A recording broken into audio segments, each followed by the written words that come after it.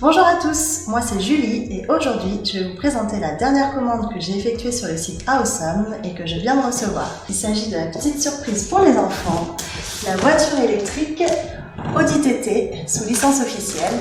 Donc on va commencer par les roues arrière. Donc les roues arrière se distinguent par leur largeur, il s'agit des deux plus larges. Donc avant de les installer, il va falloir installer les moteurs arrière. Donc pour cela, les deux moteurs se distinguent par une lettre R pour le moteur droit et L pour le moteur gauche. Donc on s'assure de bien installer le moteur gauche à gauche de la voiture et le moteur droit à droite. Donc une fois le moteur installé, on fait glisser la roue arrière gauche en s'assurant qu'elle vienne bien s'emboîter dans le moteur. Ensuite, on fait glisser la rondelle, puis l'écrou-frein. On serre l'écrou-frein à l'aide de la clé fournie. Pour cette étape, il faut s'assurer de ne pas serrer trop fort pour ne pas que la tige filetée centrale vienne sortir et empêche la mise en place du cache. Une fois l'opération réalisée sur l'autre roue, on peut passer à l'étape suivante. Il s'agit du montage des roues avant. La première étape sera de positionner un petit insert plastique à l'intérieur de la roue, comme ceci. Une fois l'insert en position, faites glisser une première rondelle, puis la roue. Pareil, ne serrez pas l'écrou-frein de manière trop importante afin de pouvoir positionner le cache plastique facilement.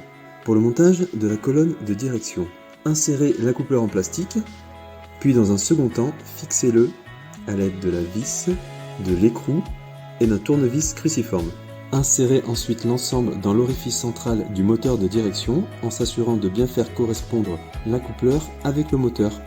Pour finir, faites passer l'extrémité recourbée dans le trou de tringuerie d'essieu, puis faites glisser une rondelle et les deux circlips prévus à cet effet. Après avoir retourné la voiture, nous allons passer au montage du volant. Pour cela, retirez la vis de fixation, puis positionnez le volant au centre de la colonne de direction. Réinsérez ensuite la vis traversante et serrez à travers l'écrou à l'aide d'un tournevis cruciforme.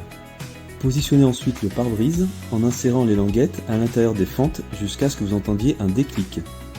Faites de même pour le positionnement des rétroviseurs. N'oubliez pas d'installer des piles au centre du volant si vous voulez profiter des fonctions sonores de ce dernier. Pour la partie électrique, branchez les deux connecteurs du véhicule sur le connecteur de chaque moteur, puis branchez le connecteur du fusible rouge sur la borne de la batterie. Il faut ensuite positionner les caches de protection des moteurs. Ces derniers sont fixés à l'aide de 4 vis. Insérez les languettes situées à l'arrière du siège dans les fentes à l'arrière du véhicule. Positionnez le siège, puis serrez les deux vis à métaux à l'aide d'un tournevis. Il reste à fixer le support de siège à l'arrière du véhicule, dans le bon sens c'est mieux. Et pour finir, l'aileron arrière en le clipsant de la même manière. La voici entièrement montée. Il s'agit donc du modèle Audi TT RS 12 volts 35 watts qui fonctionne avec batterie incluse pour une vitesse maximale de 5 km/h. Comme vous pouvez le voir, elle est vraiment très jolie, le design est très élégant. Nous l'avons choisie en blanche, mais elle existe également en noir et en rouge. Bien qu'elle soit en plastique majoritairement, on voit que c'est un plastique robuste de bonne qualité et les finitions sont extrêmement bien faites, ce qui la rend très ressemblante à l'original. Pour plus de sécurité, les portes sont verrouillables, la ceinture de sécurité est réglable et une télécommande parentale est fournie afin de maîtriser le véhicule à distance et éviter que nos bambins se fassent la malle. Une pédale permet de faire avancer la voiture, il suffit de lever le pied pour freiner. Un bouton à droite du volant permet de sélectionner la vitesse lente ou rapide et le levier assure la fonction marche avant ou marche arrière.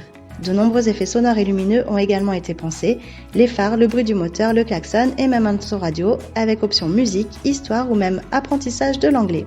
L'autoradio dispose aussi d'une entrée auxiliaire et de ports USB et micro SD pour permettre à l'enfant d'écouter ses sons préférés. Tout est donc là pour donner l'impression aux enfants qu'ils sont dans une vraie voiture. Ce modèle peut supporter jusqu'à 30 kg et mesure 103 cm de longueur et 33 cm de largeur pour une hauteur de 44 cm. La batterie est rechargeable sur secteur, le câble est fourni et l'autonomie est d'environ 1 heure. Allez, il n'y a plus qu'à rouler!